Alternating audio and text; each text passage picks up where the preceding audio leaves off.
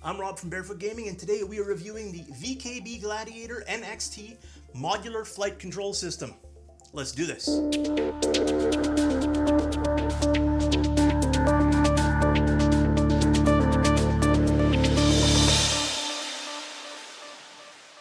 Now there's a lot to unpack here, and deciding where to begin is a little bit tricky. I did a review of a slew of Logitech and Thrustmaster H.O.T.A.S setups a little while ago, and of course I got asked, Rob, how are you so very cool? And is it weird that I hardly know you, but you're still my hero? Okay, maybe less of that and more of, why didn't you include, insert brand here, Joystick, you sexy beast? A lot of those maybe, but VKB SIM has responded themselves with an offering of the Gladiator NXT modular flight system, which is a mouthful. Now, why is it a modular flight system and not just the NXT joystick? That's a good question, and I will do my best to answer it for you. Firstly, you assemble this mamma jamma yourself, as in the base comes in one box and the stick comes in another. Part of the reason for this is they can use the same base for multiple sticks. But another thing to keep in mind is that the joystick part itself is modular. That's right. They give you the tools to take it apart and adjust all sorts of things. Now, in my case, I was sent the NXT Premium. They have both a premium and a standard version of this stick. And the premium doesn't just come with a bunch of different springs to adjust how loose or tight the stick responds. It does come with those, but it also comes with an extra hat switch and a button, because of course, you can configure some of the actual buttons on the stick itself. You can replace this hat with a button, for example. You can replace this button with a hat, for example. Let that sink in for a minute. I can wait. You done? I don't want to rush you. See, here's the thing. Not only can you order this for both right or left-handed, or both if you're running H.O.T.A.S, you can configure this more to your own personal preference for actual button layout. Donkers, right? Now, Rob, what if you don't want to enable the twist axis? Is there a lock mechanism? Is there a piece of plastic that you can slide one way or another in case you want to use your rudders or just don't want the twist action? Better, they give you a screw, a metal screw, that you can lock that sucker down just by tightening it up. So let's discuss the buttons and wheels and such. This has a 2-stage trigger, as well as a secondary trigger directly above it that clicks in both directions. Of course, that's if you want to keep the second trigger, as you can remove it. Remember the modular part I mentioned before?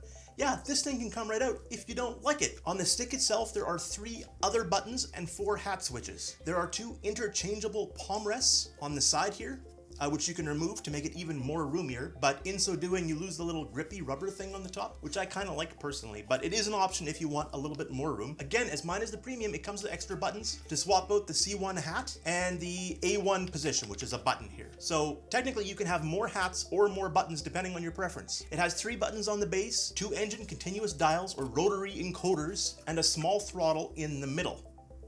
It comes with softer springs and harder springs, the USB cable, and a metal plate on the bottom that adds some heft and weight, as well as allowing easy mountability. Installation is crazy easy as it's plug and play, although if you want to change the color of the LEDs, if memory serves, you need to install their utility, but they are changeable. You can change what color they are. The X and Y movement on the stick use contactless sensors that they call MARS, which stands for magnetoresistive sensor, if I'm remembering right. And in the end, that should just mean a crazy long life for the product, as there is very little to actually physically wear out. Price seems like an important thing to mention, and the standard is listed at 120 US, whereas the premium is 150. But all that aside, what's my take on this now that I've had a couple weeks to play with it and see how this thing actually performs?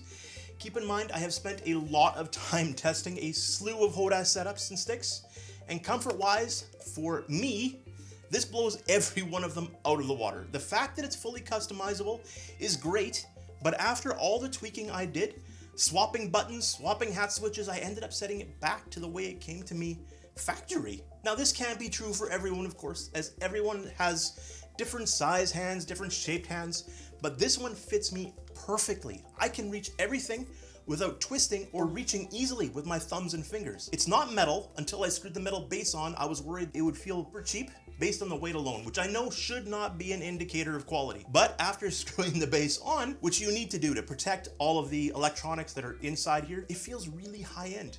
Everything about it feels really, really good. I love this stick, but I have 2 complaints.